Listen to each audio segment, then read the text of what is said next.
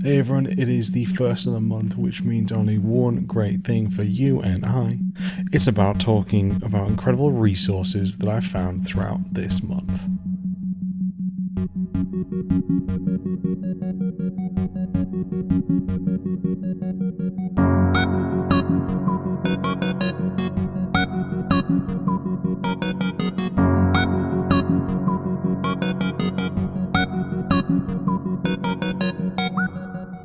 Hey everyone, I hope you're well, playing and making the games that you all love. You're joining me, your host, senior level designer Max Purrs. Absolute pleasure to be chatting with all of you today. I hope that you're having a great day, whether it be morning, evening, or night. Absolute pleasure to be able to discuss and hang out with all of you. So thank you for tuning in. This one, for those of you who are new to the podcast, this is a talk where I recommend incredible resources that I found through the past month and recommend them to all of you. So I found a few great ones which I'm really excited for, and I'm really hoping that you all enjoy, just like I've enjoyed them as well. So we're really looking for a great start there. Now, the first one I'm going to recommend comes from Joel. Make sure I still pronounce this stuff correctly because I'm really bad at names, and most of you will know. But it's Joel Ponzio, who is a level designer, I believe, over at BioWare. And he did an incredible breakdown of Apex Legends, talking about the different kind of layouts and the overall design approach and metrics that he found when playing through and exploring Apex. Now, I think he does go on and make a small section of an Apex map that he finds, which is really intriguing. But this one's an incredible foundation, talking about, again, what he believes to be the design theory, the design approach that the team over at Respawn have taken. He talks about how the world's split up in these different types of zones, from like a main encounter point versus the secondary, and then kind of obviously landmarks. But then talking about how he believes the metrics are broken down for each character, starting off with the biggest and then making its way down, as well as kind of cover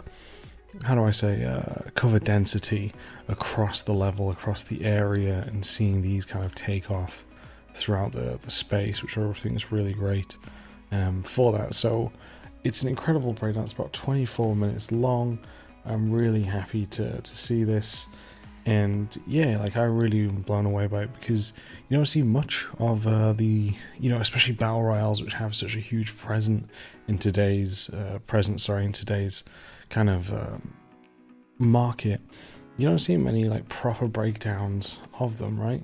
And it's a real shame, because again, there are some incredible designs, and I know it takes multiple designers to make these spaces, but another kind of like wowzer moments for sure that I really did enjoy seeing and reading and going through. So I think if you enjoy multiplayer, you enjoy multiplayer design. I don't have much experience in that as well, so for me, again, fascinating to see the different approaches and similarities that cross over between that. But again, Joel's professional, and he's broken down this in such a detailed and great manner. It's worth seeing. So yeah, I recommend that one for all of you. But first, a quick word from today's sponsor. Today's sponsor is the lovely people over at Manscaped.com, who are best known for making premium products for your below the waist area. As many of you know and feel, the world is starting to open up again. We're able to go see our loved ones, travel, and much more. And I'm sure, like many of you, let yourself go as bad as I did by either trying out new hairstyles and growing it long, or sadly putting on your COVID-19 pounds.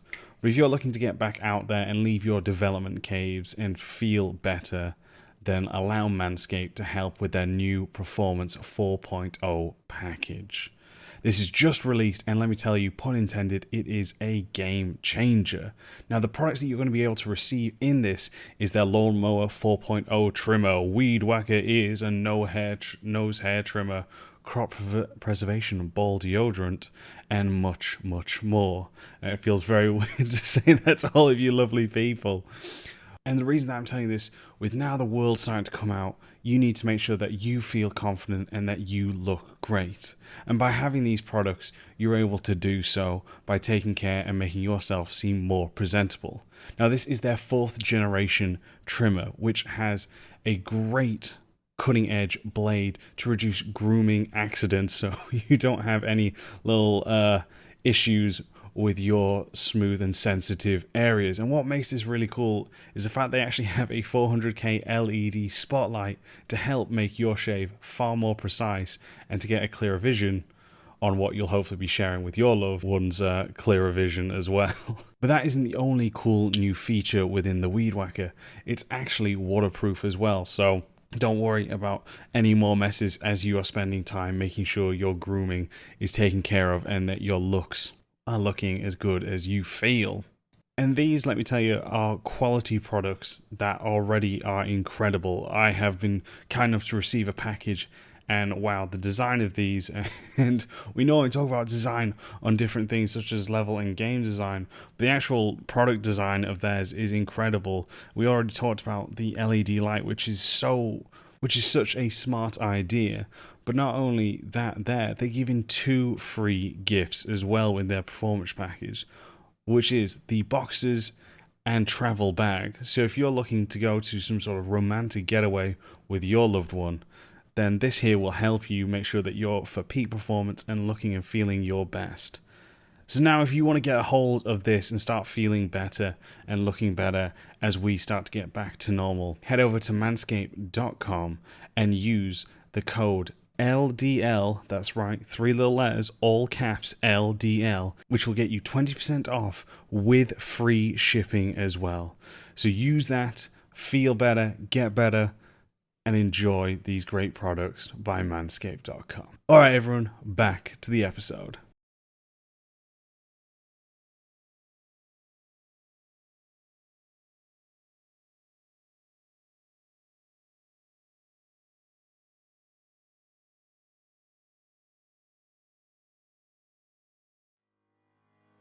We're now going to go to Resource 2, which is a talk over at GDC, which is by Arcane Studio, in which I believe it is Dana who talks about great level design and how it's a studio-wide effort.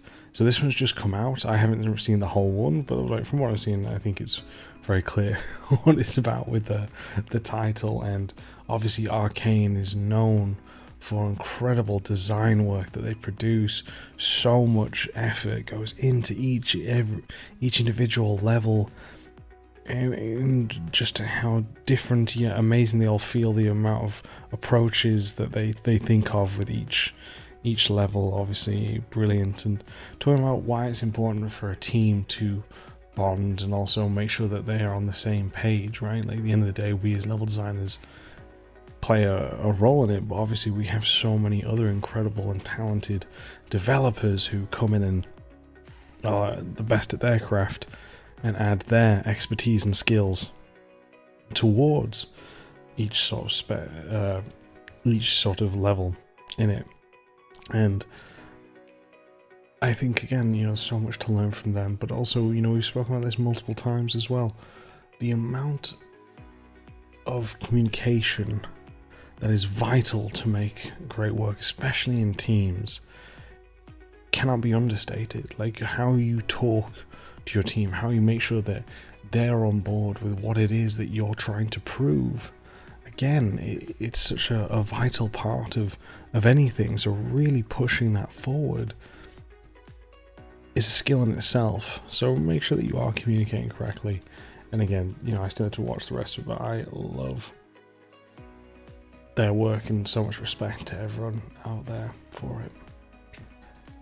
Resource number 3, it is the shameless plug time, where I talk about an episode that I've previously done. So I actually just recently did a live stream, will be the end of the week, about a few days ago as I'm recording this podcast, talking and showing you my God of War block out. And I'm still making, early day process, but it was great to just hop on and chat with all of you as I was going off and blocking through the space and being able to hear your thoughts and discuss my level design process. Some of you really enjoyed seeing me kind of just operate on the fly. And again, I don't always operate on the fly. There are some things that I was tweaking and changing as I was moving through the level, and you'll see this as I go through. But I thought it was a great opportunity to jump in again. It was for about an hour. I didn't think I was going to go that long, to be honest, but again, really nice to be able to chat with all of you that could join me, and you're always more than welcome. I think I'll be aiming to do another one on the same week that this podcast comes out, so if you're there, I'm going to be streaming on Twitter and YouTube, so if you want to check it out, go there. The chat doesn't seem to work with Twitter, sadly, but you know, please come on nonetheless. YouTube is probably the best place to watch the stream, so if you're looking for that, and again, you're always more than welcome.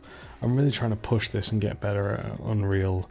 It's a bit of a slow process though for me, sadly. Just, you know, we're all facing it, what life is like, so it's great to have everyone come through, and yeah, great to have you all here. So I appreciate each and every one of you for jumping on in and helping that. So yeah, thank you all very much for doing that. So what do we have next? Oh yes, so we've been on kind of a bit of an Apex recommendation feed this week. Resource number 4 goes to Ryan Smith. Those you don't know, Ryan's an incredible lad, a great LD, and he does a Twitter post breaking down his kind of like design process when he's making an Apex space for his own personal portfolio. And again, just watching him break down this, because he comes from Call of Duty and now is over at Massive, previously worked on Division 2, and then over across on I think he's on the I forget the name of it, the Avatar project, but he's got this incredible Twitter thread breaking down his design choices, what he thinks is the right way to approach it, why he's designing it like this. And again, I just love it. You know, he's not worked on, obviously, Apex, as we stated, but seeing another designer, especially someone who's so experienced and got such a great design mind like him, go through it has been fantastic to see. So if you're looking for more of that and seeing another dev again approach a different game, design it with their own preferences and design theories across from it, man, check it out. It is a great one for sure. I really enjoyed it and just went back to it again and seeing it. Yeah, I absolutely love it. Absolutely love seeing other designers just get to do incredible work, and us just being able to see it. You know, it inspires me and makes me very happy. So again, another one, I'll be linked to that. And he also has another great Discord called the Design Den. He'll have a link to it in his profile. But again, another great community. I know a lot of people cross over from my community to his community. All again incredible work. So if you're looking for more of that, go follow Ryan as well. At Level Design Lobby, we believe everybody has a story to tell.